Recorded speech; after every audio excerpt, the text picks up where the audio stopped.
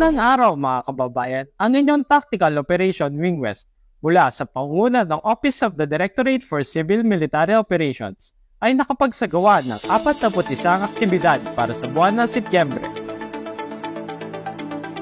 Makikita ang ubos lakas sa pagkikipagkaisa ng ating wing sa isinagawang fun games, alinsunod sa selebrasyon ng National Tourism Month, kung saan masasaksihan ang gilas at liksi ng ating mga personel na ginanap sa Puerto Princesa City Coliseum noong 10 hanggang 11 ng Setyembre.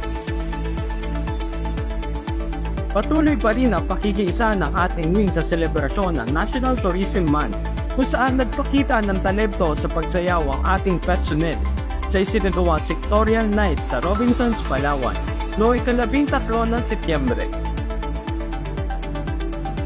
Nagsagawa ang ating wing ng Information Awareness Campaign at distribution of leaflets ukol sa West Philippine Sea sa mga ginanap na Campus Peace and Development Forum para sa mag-aaral ng Puerto Princesa City National Science High School, Barangay Tinigiban noong 11 ng Setyembre, at mga mag-aaral ng Fulbright College, Barangay San Jose noong 11 at 13 ng Setyembre.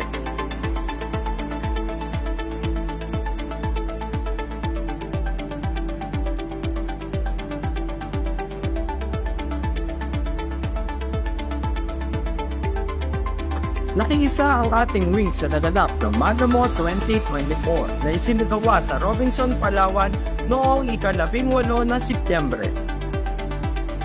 Nagsagawa ang ating wing kasama ang OA7 personnel ng isang gift-giving activity sa mga mag-aaral, guro at ilang magulang na eskwelahan ng Pag-asa Island, Munisipalidad ng Kalayaan noong 20 ng Setyembre. Ang West Philippine Sea ay mayaman sa iba't ibang uri ng marine life at may mga kilalang hayop na maaari mo ding matagpuan dito, kagaya na lamang ng endangered na North Pacific Right Whale na may scientific name na Eubalena japonica. Ang North Pacific Right Whale ay may malaking katawan at malapad na ulo.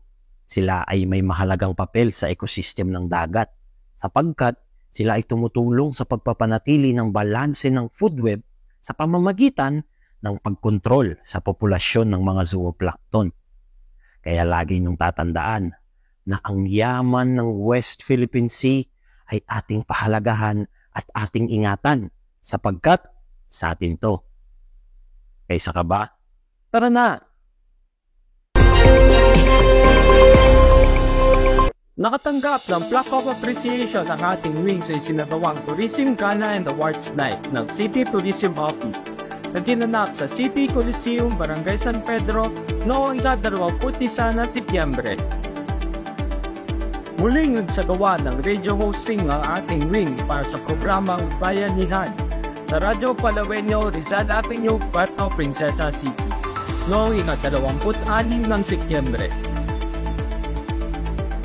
Nagsagawa rin ang ating wing ng APAP Palawan Program kasama ang APAP officers at EP Ladies Club na ginanap sa Headquarters Southwest Paranarian Mall, Barangay Bangkaw, noong 26 ng Setyembre.